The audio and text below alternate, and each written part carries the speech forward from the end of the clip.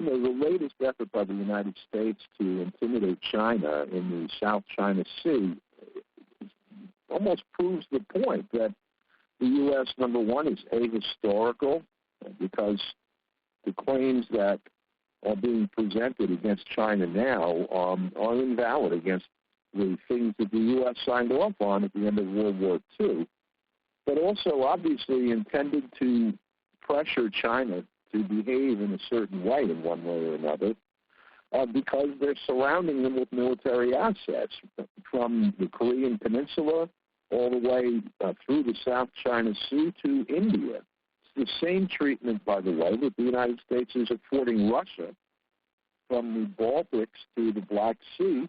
And really, if you look at a map, you can see from the Baltics to the Korean Peninsula, the United States is militarily deployed, active, and threatening. China is right to essentially declare a strategic alliance with Russia, which is what happened at the SCO last week, the week before. Both President Xi and President Putin declared that they are of necessity strategic allies. That's the result of the U.S. policy towards China. But the Chinese government has said that they're not going to recognize any arbitration process or anything else that takes from them what they consider their sovereign territory that, again, the U.S. signed off on at the end of World War II when China was not an independent power, but was rather in the pre-revolutionary condition of being servile to the West.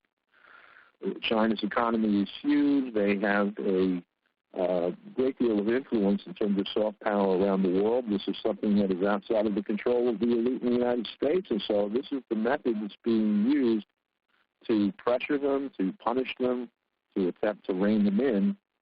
I just don't see 1.6 billion people with what some say is the world's largest economy, and others say is the world's second largest economy, but growing.